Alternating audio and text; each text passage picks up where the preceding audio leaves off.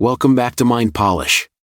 Today we will be going through some of the most fascinating aspects of Islam, which has to do with the miracles within its text in the form of consistency. Is such consistency present in its mention of history, science, or the natural world? Historical and scientific consistencies in Islam is commonplace. Whether through the Quran or Hadith, many exist, much of them in the form of miracles within the Quran and prophecies through the Prophet Muhammad, peace be upon him. Let us dive into some of these examples and see if they are indeed in alignment with the world we live in. Beginning with astronomy and cosmology, early Islamic civilizations made significant contributions to astronomy, which were consistent with the Quran's emphasis on observing the heavens for signs. The Quran mentions celestial bodies in a manner that inspired Muslims to study astronomy. Historical Islamic astronomers, such as al-Battani and al-Farghani, contributed to the understanding of the stars, planets, and mechanisms of the universe driven from both the Quran as well as further observations they made. So what are these signs that were mentioned in the Quran?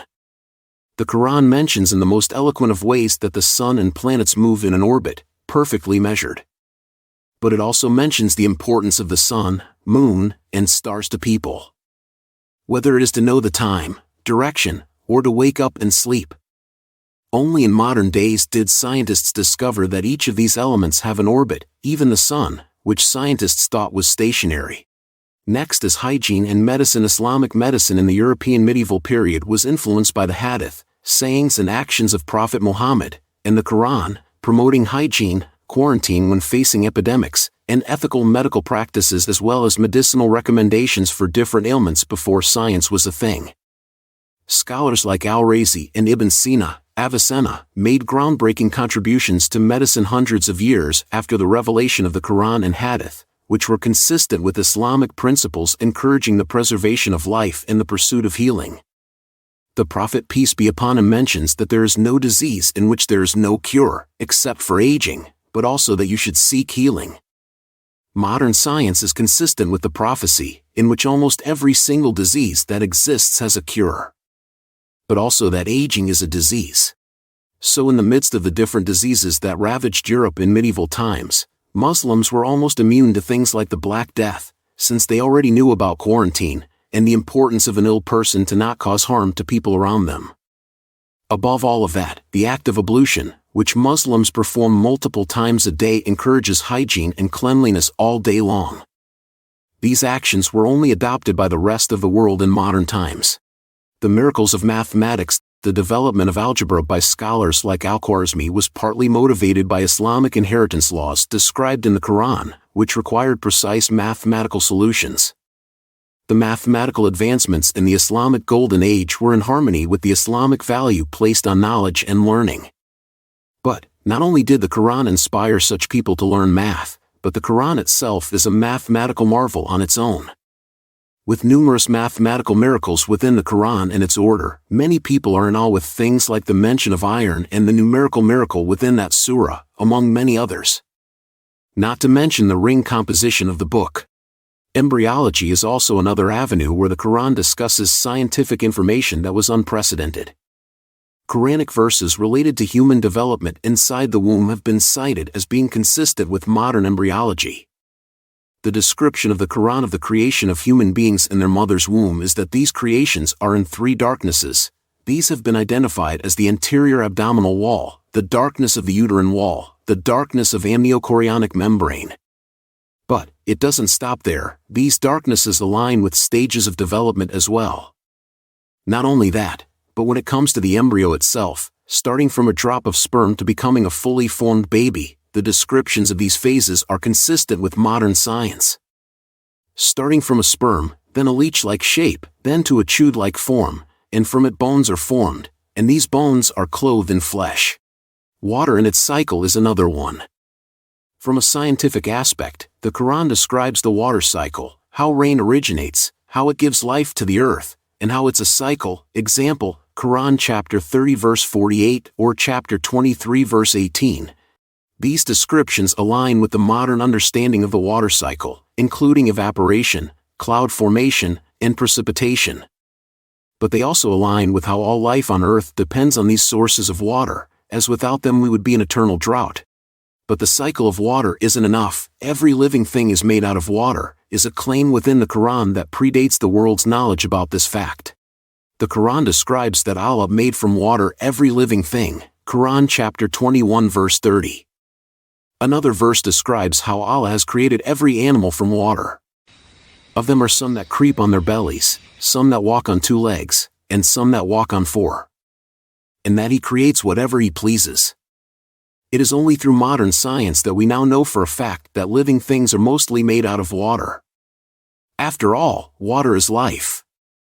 Some apologists, be it atheists or people of other faiths, would argue that this was already discovered before the Quran. However, they fail to quote what he actually said. Thales was particularly interested in water. One of the ideas that Thales is best known for is his philosophy about the importance of water. He believed that the principle of everything was water. So, in his worldview, rocks are made out of water. He even thought that Earth sits on water. There is no wonder why his quotes are revolutionary in terms of the closeness to the truth, but it is incomplete, and the Quran speaks of that in an eloquent and succinct manner. Another scientific piece in the Quran is that mountains are pegs. The Quran mentions mountains and describes them as pegs stabilizing the earth, like Quran chapter 21 verse 31 or chapter 78 verses 6 to 7. This has been interpreted by some as an allusion to the role of mountains in plate tectonics and earth stabilization. Modern geology does acknowledge that mountains have roots and play a role in the stability of the Earth's crust, which some see as consistent with these descriptions. From a scientific viewpoint, the imagery in question can be linked to plate tectonics, a theory describing Earth's lithosphere's large-scale movement, elucidating how mountains can shift over geological epochs. The Earth's crust, partitioned into plates atop the semi-fluid asthenosphere, undergoes gradual but transformative movement, engendering mountain formation, earthquakes, and volcanic activity. Mountains themselves are not static, they undergo these imperceptible shifts over millions of years due to crustal movement. While this scientific understanding was absent during the Quran's revelation in the 7th century, it prompts reflection and interpretation on verses, their meanings, and the evolving comprehension of the natural world. The protective atmospheric layers is one more miracle within the text. The Quran mentions the protective nature of the skies, like in Quran chapter 21 verse 32. This verse has been interpreted by scholars as a mentioning the Earth's atmosphere protecting life by blocking harmful solar radiation and meteors. And indeed, it is shown in modern science that the Earth's atmosphere is indeed created in such a way that it does not allow harm to reach us. Yet, many still deny God's favor on us. The unique fingerprint is not something we got to know until modern science. Yet, the Quran makes a reference to human fingertips, Quran chapter 75 verse 3 to 4, although not mentioned in explicit terms that these fingertips hold fingerprints that we now use as identifiable material, but it does mention that God is able to resurrect us perfectly, including our fingertips. This has been seen by scholars as a description of how fingertips are closely associated to each individual uniquely, that even the fingertip is something God swears by in the text. It took us hundreds of years later to know. The extraterrestrial origins of iron is another jaw-dropping revelation. The Quran mentions that iron was sent down in Arabic, anzalna, and as uses for humankind, Quran chapter 57 verse 25. Scholars have connected this to modern findings that most of the Earth's iron originated from meteoritic material that bombarded the planet, seeing this as a description of the extraterrestrial origin of iron. The pain receptors in the skin is a modern finding revealed 1,400 years ago in the Quran. The Quran mentions the role of the skin in feeling pain and that those who reject Him will have their skins replaced to feel the pain again, Quran chapter 4 verse 56.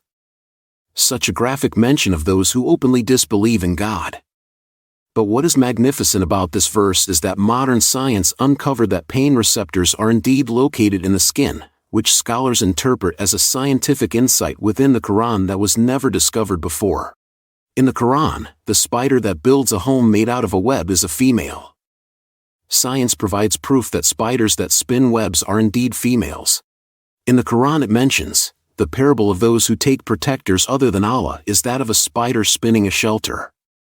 And the flimsiest of all shelters is certainly that of a spider. In that verse there are two main themes within each other. One is that the web itself is a terrible and flimsy shelter, but two is that the household of a spider is even worse.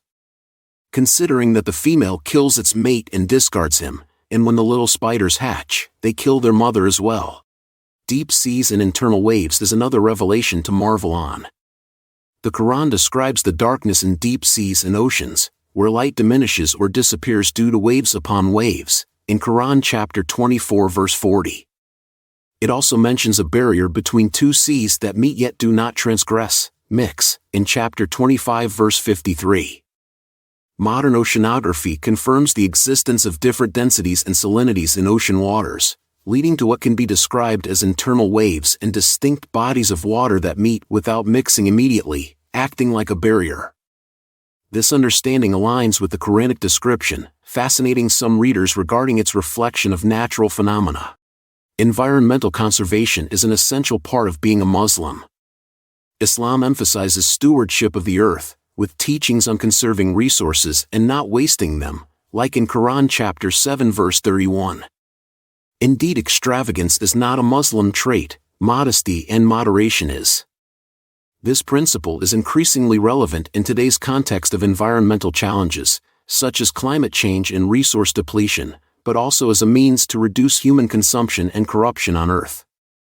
The emphasis on environmental stewardship within Islamic teachings aligns with modern environmental science, which underscores the importance of sustainable resource use and conservation efforts to ensure ecosystem health and longevity. Needless consumption is a form of evil that we witness today in a multitude of ways. This is also highlighted in several hadith by Prophet Muhammad, where he says that do not waste water even if you are washing your hands in a river stream. Social justice and economic equity is of essence to a sound society. Islam advocates for social justice, including economic equity, the fair distribution of wealth, and the obligation of zakat, almsgiving. These teachings aimed at reducing poverty and wealth disparity are reflected in modern discussions about economic policies and social welfare systems. The early Islamic caliphates implemented these principles through state-run welfare programs and regulations on wealth, which can be seen as early models of social welfare systems. This approach to governance and social welfare was advanced for its time and has parallels in contemporary efforts to achieve economic equity and social justice. Unfortunately, it is not as adequately practiced in modern times since most of the economy runs on greed and modern slavery. Expansion of the universe is one more miracle mentioned in the Quran. Scholars have continuously mentioned a verse in the Quran, chapter 51 verse 47, that mentions the expansion of the universe as consistent with modern cosmological findings about the expanding universe. This interpretation is seen by most who hear this as a prophecy predating scientific discovery. The victory of Byzantium, the Quran, chapter 30 verses 2-4, predicted the victory of the Byzantine Empire over the Persians in a context where such a victory was impossible. When the Persian destroyed the Byzantines, the Muslim were heartbroken, but the verses mention that in a few years they will destroy the Persian. This prophecy is highlighted as an example where specific historical events were predicted before they happened. Preservation of Pharaoh's body. The Quran mentions that the body of the Pharaoh, of the Exodus, will be preserved as a sign for future generations, chapter 10 verse 92. The discovery and preservation of ancient Egyptian mummies, specifically that of the Pharaoh mentioned in the Quran, the one in question, is seen by some as fulfilling this prophecy. How else was that body preserved? What about mosquitoes and what is above it or what is smaller? The Quran contains a verse that often is cited for its profound implication and reflection on the significance of creation, no matter how small or seemingly insignificant. In Surah Al-Baqarah, chapter 226, it mentions that God does not shy away from using the example of a mosquito or what is above it, in some interpretations, or something even smaller, to convey his messages. This verse is seen as a miraculous insight because it highlights the importance of every aspect of creation, including creatures as small as mosquitoes, in the grand scheme of the universe. This has been interpreted by scholars and believers as indicating the meticulous detail and complexity of God's creation, which humans might often overlook or dismiss due to their small size or perceived insignificance. But even more interesting, taking the literal meaning of the faqaha in the verse which says what is above it, science has just discovered that there is an insect above the mosquito, much smaller than the eyes of a 1,400-year-old community could have ever seen. There are more prophecies discussing numerous other aspects to boggle one's mind. The discovery of oil will be the reason of Arabia's wealth is one of these prophecies. C. The prophecy about the hour by Prophet Muhammad says, when you see barefoot, destitute Bedouin shepherds competing in constructing tall buildings. A follow-up to this prophecy is how they would be able to do so. In that the prophet says, the earth will vomit pieces of its liver like columns of gold and silver. What else comes gushing out of the earth that we deem valuable like gold and silver today? Isn't it petrol? The spread of Islam is a prophecy made when the prophet's followers were a few hundred. Various hadiths predict the rapid and widespread dominance of Islam across the world from east to west. This was seen as unlikely at the time, given the geopolitical and social conditions. Yet, Islam grew from a small group in Arabia to a major world religion with followers across the globe, which most see as the fulfillment of these prophecies. But even more fascinating is the mention of where the initial expansion of Islam would be. The prophet mentions that they will open the gates of Sham, which is the Levant, including what we now know as Palestine, Lebanon, Syria, and Jordan, then Iraq, then Egypt, and Constantinople, the capital of the Byzantine Empire, ex-Roman Empire. It is crazy to think that this is just a coincidence when it is impossible for a few hundred people to even dream of taking over the Persian and Roman empires. These events did take place as foretold. But even more interesting is that the prophet foretold that there won't be any more Caesar after he's gone. There hasn't been any after Caesar, that is for sure. Technological advancements like how we communicate is another prophecy. Certain hadiths are interpreted to predict technological advancements. For example, some narrations suggest a time when communication and transportation would be incredibly fast, interpreted by some as foreseeing modern transportation and communication technologies. One of them is that our thighs will tell us information about our households. At this age, what else is placed on your thighs the most? What else other than that cell phone in your pocket? Prophet Muhammad prophesied that by saying by the one in whose hand is my soul. The hour will not be established until predators speak to people and until the tip of a man's whip and the straps on his sandal, shoes, speak to him, and his thigh informs him of what occurred with his family after him. This prophecy seems remarkably relevant in our modern era. We witness walkie-talkies and their tips, closely resembling a whip, the advent of voice-activated assistant systems like Siri and GPS, software that verbalizes information through our handheld devices, aiding in navigation and offering online assistance without the need for manual input.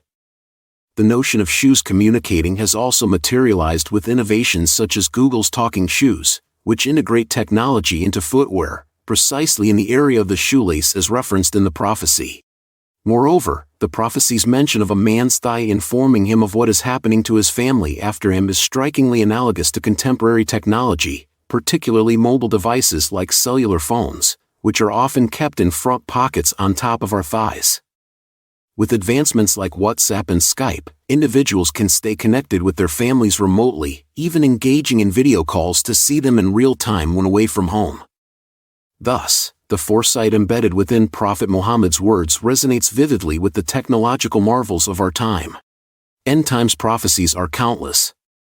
Numerous hadiths describe the moral and social state of the world in the times leading up to the Day of Judgment.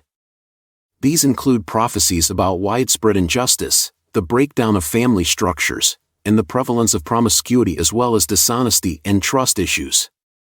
Observers note how these predicted conditions resonate with various contemporary societal challenges. Some of these descriptions, such as social and moral changes in societies, conflicts, and natural disasters increasing in frequency and intensity, are seen by believers as being increasingly evident in modern times. More so prophecies of women who will be wearing clothes yet naked. It couldn't be more accurate than the description of this modern era. Inevitable infighting between Muslims in this prophecy, Prophet Muhammad, peace be upon him says, I asked my Lord for 3 things, he granted me 2 and withheld 1. I asked my Lord not to destroy my nation with a widespread famine, and he granted me that, and I asked him that he not exterminate my nation by drowning, and he granted me that. And I asked him that he not let their aggression be against one another, but he withheld that from me. If we look today at the Arabs and Muslim nations, we will find nothing but tension and enmity between them on the political arena, divided and have bought the illusion of nations. My Lord said, O Muhammad, when I decree a matter, it cannot be repelled. I have granted you, for your nation, that I do not destroy them with a widespread famine, and that I do not empower against them an external enemy that annihilates them, even if those from every corner of the earth unite against them. However, they will ultimately kill one another, and enslave one another. The Ease of Commerce and World Affairs Abu Huraira narrated that Prophet Muhammad said, the hour will not begin until turmoil appears, a great deal of lying, the closeness of marketplaces, time passing quickly, and there is a great deal of harj, i.e. killing. The ability to quickly get info on the markets through online access has cut our efforts to physically travel and reach there. The ability to travel from market to market for trade and business through mediums of modern transportation such as airplanes, cars, trains etc. has cut the distance short.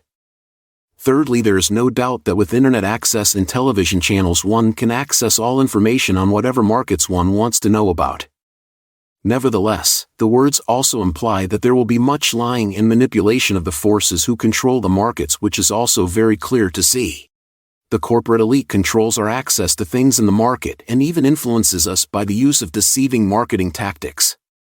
You see these incidents regularly through the stock market and the manipulation that the big players utilize to gain more and more. As for time moving quickly, just take a moment and internalize our fast-paced life in comparison to what once was for our ancestors. If one of us takes a moment outside metropolitan areas and head for a hike, you notice how slow time passes by in comparison to our lives back in the city. Wealth and geology is another prophecy. The hour will not commence before wealth becomes abundant and overflowing, to the point that a man brings out the charity due on his wealth and cannot find anyone to accept it from him, and to the point that Arabia's lands will be meadows and rivers once more.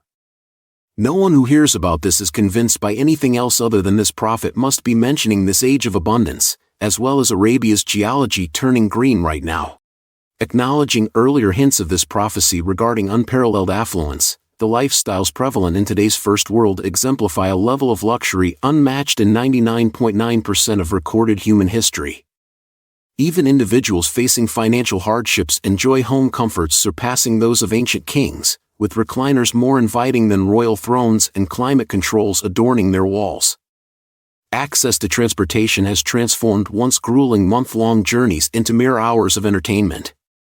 However, there did pass a time for the Islamic Empire where people would call for those who may need money, and no one would heed the call. Remarkably, the Prophet also alluded to the agricultural transformation of Arabia in conjunction with a future where wealth is in surplus. 14 centuries ago, the extensive irrigation methods facilitated by modern technology would have been unimaginable. We are among the privileged first generations to witness this profound geological transformation. Additionally, the Prophet's foresight regarding Arabia's past lush landscapes, now evident in the petrified remnants of its empty quarter, is truly remarkable. Fossils of hippopotamus teeth, buffalo bones, and clam shells, dating back thousands of years, attest to a bygone era when meadows and rivers once graced this land. Now with all of this information that was passed to us 1400 years ago, why else would so many people choose to check Islam out? There is so much to the religion that makes anyone curious. But it also stays consistent from many different angles. There is so much more we can uncover, but this is it for today's video. Let us know in the comments what you know about Islam from your readings. Make sure you subscribe to keep getting more content like this, and until next time.